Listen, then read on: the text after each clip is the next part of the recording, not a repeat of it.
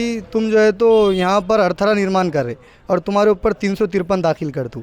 तो मैंने उनसे यही कहा कि भाई जनता के लिए, आवाम के लिए, पब्लिक के लिए अगर एक समाज सेवक पे 353 दाखिल होती है तो मैं 353 अपने आंग पे लेने को तैयार हूँ। ये एमएससीबी वालों को कि जब आप मेंटेनेंस के काम 1.5 साल कर रहे नहीं, नया डीपी बिठा रहे नहीं, और जब आपकी फाइन आ रही है आपकी तरफ से तो आप 3 दिन के अंदर कट कर रहे। लेकिन एमएससीबी अपनी मनमानी, गुंडागर्दी और लोगों को डराना और गरीब आवाम को परेशान करना, इन चीज़ों में मसरूफ़ है। आपका दसाउट टाइम से मैं हूँ ज़ैद अहमद। अभी हम लोग नांदेड़ के इतवारा इलाके में मौजूद है।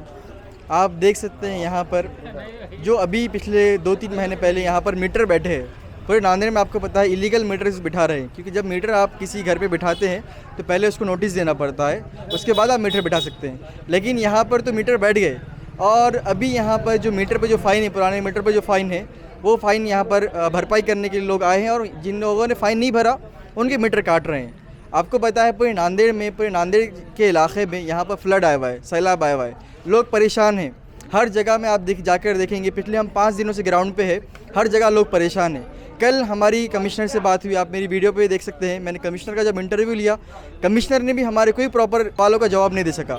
कमिश्नर के पास क्योंकि हमारे सवाल थे उसका जवाब ही नहीं था। आपने देखा है कि कल कमिश्नर से जब हमने बात की है तो कमिश्नर हमको कह रहा है कि हमारे पूरे 600 लोग ग्राउंड पर मौजूद है और 600 लोग सैलाब ज़्यादा लोगों के लिए काम कर रहे हैं, उनको रेस्क्यू कर रहे हैं। लेकिन जब हम ग्राउंड पर जा रहे हैं तो एक नगर पालिका का आदमी नहीं दिख रहा है हमको। कमिश्नर के हम तकरीबन 4 बार जब सैलाब आया तब तक रेस्क्यू टीम एक नहीं आई थी, तब तक एक भी आह्वान करने वाली गाड़ी या ऑटो रिक्शा नहीं आया था। लेकिन जब 5वीं मरतबा जब सैलाब आया तब किसी एरिया में सिर्फ ऑटो वगैरह कमिश्नर ने बेच के लोगों का आह्वान करे कि अपनी घर खाली करो। ये बहुत गुंडा राज चल रहा है। अभी यहाँ पर जो इशू हुआ, यहाँ पर बहुत सारे लोग मौजूद है। मेरे साथ सोशल वर्कर उबैद लाला मौजूद है। आइए उनसे बात करते हैं कि क्या मसला हुआ था, क्या इशू हुआ था पूरा। तो उबैद लाला बताइए भी क्या हुआ था। अभी हम वार्ड नंबर 14 के केला मार्केट रज़ानगर में ठहरे वाले, यहाँ पर एमएससीबी के लोग आए थे, जिसमें एमएससीबी के ऑफिसर जीआई शोएब भाई आए थे। तो शोएब भाई यहाँ पर आके यहाँ के लोगों पर जो स्मार्ट मीटर बिठाए, स्मार्ट मीटर बिठाने से पहले जो लोगों के मीटर में कुछ फॉल्ट निकला, उन लोगों पर एक फ़ाइन मीटर बिल के ज़रिए से आई। तो वो जो फ़ाइन लोगों ने नहीं भरे, शोएब भाई आकर डायरेक्ट यहाँ पर लोगों के मीटर काटना स्टार्ट कर दिए और लाइट यहाँ पर काटना शुरू कर दिए। जब शोएब भाई लाइट काट रहे थे तो शोएब भाई से हमने कहा कि भाई यहाँ के लोगों को टाइम दीजिए, वक्त दीजिए। इसलिए वक्त दीजिए क्योंकि अभी पूरे शहर के अंदर सैलाबी सूरत हाल है, यहाँ पर पूरग्रस्त के हालात चल रहे हैं और पूर से पूरा शहर जूझ रहा है और शहर मुश्किल में है। ऐसे वक्त में जब एक तरफ लोग, अब यहाँ के लोग केला मार्केट, रज़ानगर, ख़यूम फलाट, यहाँ के लोग खड़गपुरा, गाड़ीपुरा, नदियों के आसपास के इलाके में जाके वहाँ के लोगों की मदद कर रहे हैं और ये लोग वहाँ के लोगों की मदद कर रहे हैं और ये लोगों को आप तकलीफ़ देने का काम कर रहे हैं। तो मैंने उनसे यही कहा कि भाई अभी टाइम दीजिए थोड़ा सा, फ़ाइन यहाँ के लोग भरेंगे और यहाँ के लोग फ़ाइन भरने के लिए भी तैयार है, बस थोड़ा सा वक्त दीजिए। यहाँ के लोगों को वक्त मिलने के बाद वो लोग किस्तों में हो या जैसा भी हो, ये लोग मिडिल क्लास लोग हैं, गरीब लोग हैं, तो ये लोग अपनी फ़ाइन पूरी करेंगे। तो शोएब भाई मेरे को बोल रहे हैं कि भाई तुम जो है तो यहाँ पर अर्थरा निर्माण कर रहे और तुम्हारे ऊपर 353 दाखिल कर दूँ। तो मैंने उनसे यही कहा कि भाई जनता के लिए, आवाम के लिए, पब्लिक के लिए अगर एक समाज सेवक पे 353 दाखिल होती है तो मैं 353 अपने आंग पे लेने को तैयार हूँ। लेकिन यहाँ के लोगों के मसाइल के ख़िलाफ़ मैं अपनी बात, जैसा भी हो अपनी बात रखूँगा। यही बात हुई। फिर भी उन्होंने उसके बावजूद भी एमएससीबी की गुंडागर्दी दिखाकर और लोगों को डराकर 153, 135 ऐसे धारा लगाने का जो एक ढोंस देकर यहाँ के लोगों के, बहुत सारे लोगों के लाइट काटे हैं। तो उनके ख़िलाफ़ हम एग्जीक्यूटिव इंजीनियर से भी मिलेंगे और मिलकर हम एग्जीक्यूटिव इंजीनियर से टाइम लेंगे और टाइम लेकर वो बिलों को भरेंगे। यहाँ की आवाम एमएससीबी को कोऑपरेट करने को तैयार है, लेकिन एमएससीबी अपनी मनमानी, गुंडागर्दी और लोगों को डराना और गरीब आवाम को परेशान करना, इन चीज़ों में मसरूफ़ है। मैंने ये भी कहा कि भाई जब लाइट जाती है तो 3-3 घंटे लाइट नहीं आती है। अब वो लाइट नहीं आती, लोग यहाँ पर एमएससीबी की सहूलियात से महरूम है। आप उस पर काम कीजिए। स्मार्ट मीटर बनाने जा रहे हैं आप, जो मीटर पहले से है आप लाइट पूरी डालिए, लोड शेडिंग कम कीजिए। वो तो नहीं हो रहा है। हर जुमा को यहाँ पर लाइट चली जाती है। जुमा मुसलमानों का मुबारक दिन होता है, लेकिन उस दिन यहाँ पर लाइट चली जाती है। ईद के मौके पर लाइट चली जाती है। आप उन चीज़ों पर काम कीजिए जो आवाम के हित में है।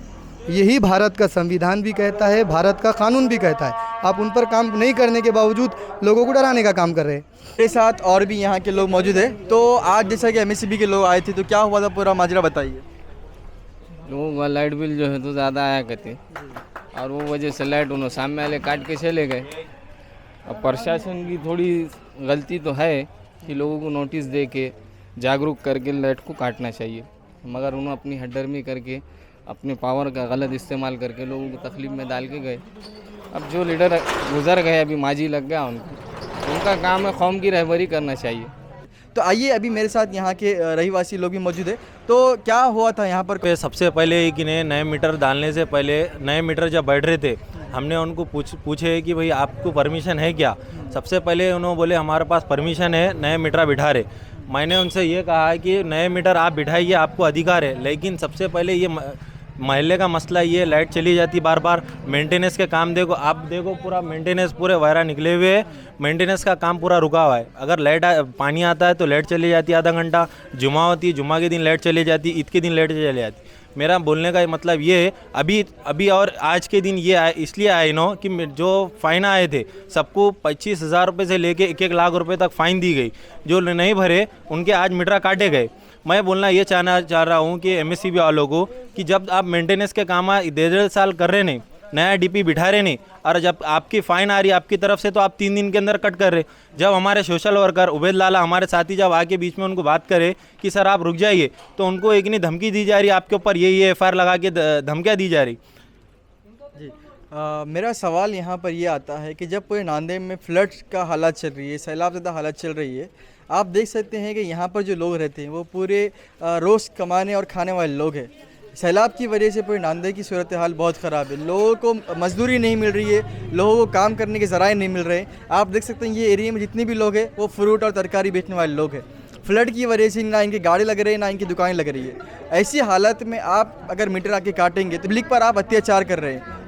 आपका काम ये नहीं होता है कि आप अभी फ्लड की सिचुएशन है, आप 15-20 दिन और यहाँ के लोगों को छोड़ दे। ये नहीं करके आपने क्या किया, आज आए और आपने सीधे मीटर की लाइट काटना शुरू कर दी है।